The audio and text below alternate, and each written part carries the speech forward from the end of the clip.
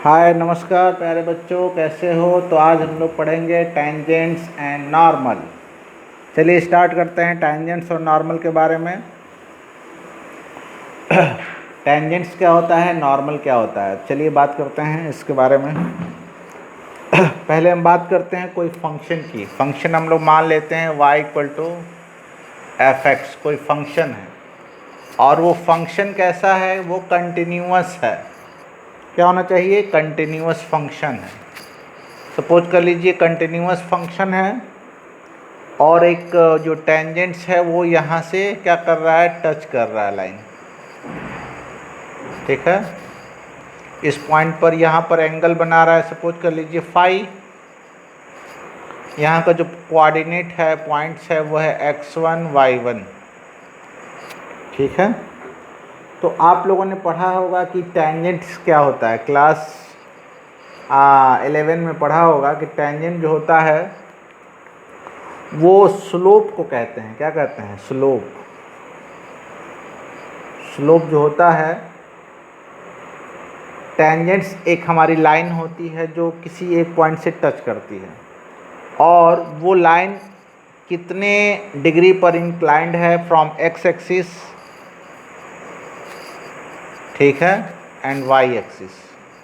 इसको हम कहते हैं स्लोप। जो इंक्लाइनेशन होता है, एंगल ऑफ इंक्लिनेशन, वो क्या होता है, उसको हम लोगों ने पढ़ा है कि y2 minus y1 upon x2 minus x1। याद होगा, आप लोगों ने पढ़ा होगा।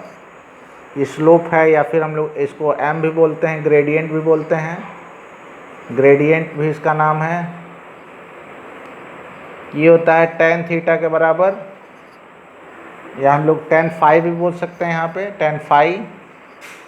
या फिर एक और होता है m इक्वल्स टू माइनस, इसको हम लोगों ने क्या लिखा है, माइनस b बाई ए। ये भी होता है माइनस a अपॉन बी।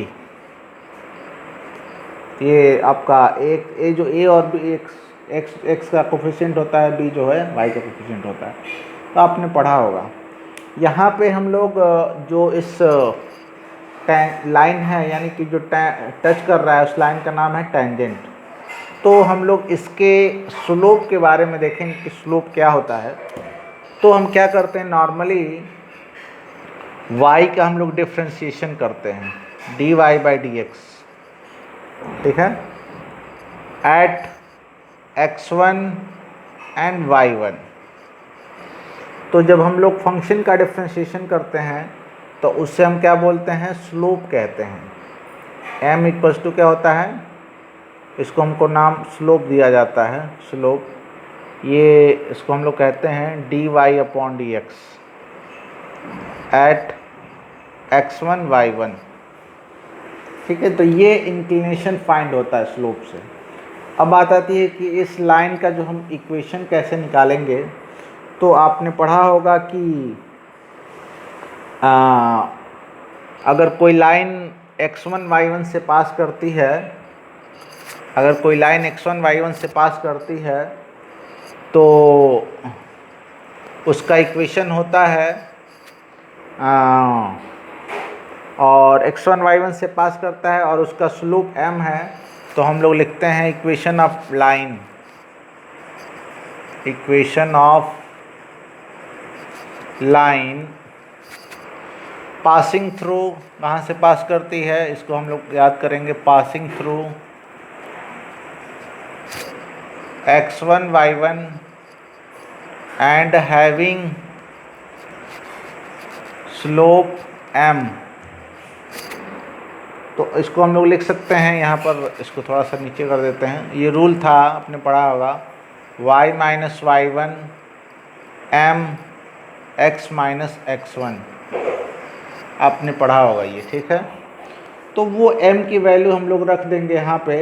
अब इस इक्वेशन में m की वैल्यू हम लोग यहाँ से रख देते हैं। तो इसको कहते हैं हम टेंजेंट्स। क्या बोलते हैं, इक्वेशन ऑफ टेंजेंट्स हमारा यही हो जाता है, y माइनस y1 और यहाँ लिख देंगे dy upon D X at x1 y1 in bracket x minus x1, ये है इक्वेशन ऑफ टेंजेंट्स। तो आप इसको स्क्रीनशॉट ले सकते हैं। अगर हमें स्लोप निकालना होगा तो जनरली हम लोग डिफ्रेंशिएट करेंगे और जो पॉइंट्स दिया रहेगा x1 y1 वो हम लोग पुट कर देंगे तो स्लोप निकल जाएगा। और इक्वेशन निकालना होगा तो x1 y1 फाइंड करेंगे और dy अपॉन dx, और इक्वेशन लिख लेंगे y minus y1 dy upon dx x1 y1 और x माइनस x1। ठीक है, चलिए देखते हैं आगे। तो ये हो गया आपका टेंजेंट्स के बारे में। ठीक है, अब आते हैं कि नॉर्मल, इसे आप स्क्रीनशॉट ले लीजिए। नॉर्मल का क्या रूल है, नॉर्मल का स्लोप कैसे निकालते हैं, तो इसे हम मिटा देते हैं। आप अगर इसको ले लीजिए, स्क्रीनशॉट ले सकते हैं। चलिए मिटाते हैं इसको। इसमें आते हैं नॉर्मल में, जैसा कि हमने लिखा टॉपिक नॉर्मल के बारे में बात करेंगे। हाँ, ये है हमारा, देखिए नॉर्मल जो लाइन होती है वो टेंजेंट्स पे क्या होती है, परपेंडिकुलर होती है। पहली बात, इसको हम, इस लाइन को हम लोग कहते हैं नॉर्मल। तो आपने पढ़ा होगा कि अगर दो लाइन एक दूसरे पर परपेंडिकुलर है, इसका अगर m1 स्लोप है, इसका m2 है, तो क्या होता है, उसका रूल होता है कि m1 into m2 equals to -1 होता है ना। तो इसका मान लीजिए m1 आपने निकाला, इस टेंजेंट्स का m1 आपका आ गया कितना, dy अपॉन dx। ठीक है, तो m2 कितना हो जाएगा, m2 को हम लोग लिख सकते, वैल्यू रख देंगे, क्योंकि ये दोनों परपेंडिकुलर होते हैं। नॉर्मल का मतलब क्या होता है, टेंजेंट्स पे हमारी जो लाइन परपेंडिकुलर होती है उसे हम लोग नॉर्मल कहते हैं। तो नॉर्मल का स्लोप कितना होगा, स्लोप ऑफ नॉर्मल,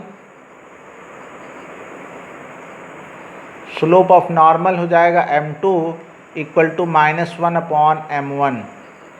तो m2 की वैल्यू हो जाएगी -1 upon dy upon dx at x1 y1। ठीक है, तो ये रहा हमारा स्लोप ऑफ नॉर्मल। अब आते हैं इक्वेशन में कि इस नॉर्मल का इक्वेशन क्या होगा। इक्वेशन ऑफ नॉर्मल,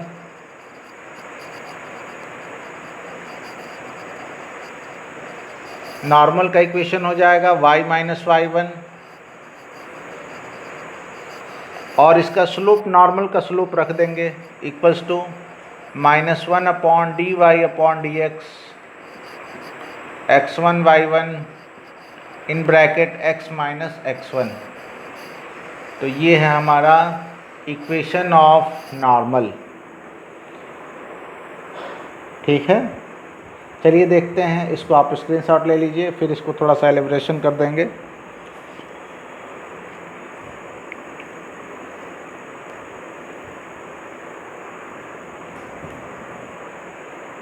स्क्रीनशॉट ले लीजिए।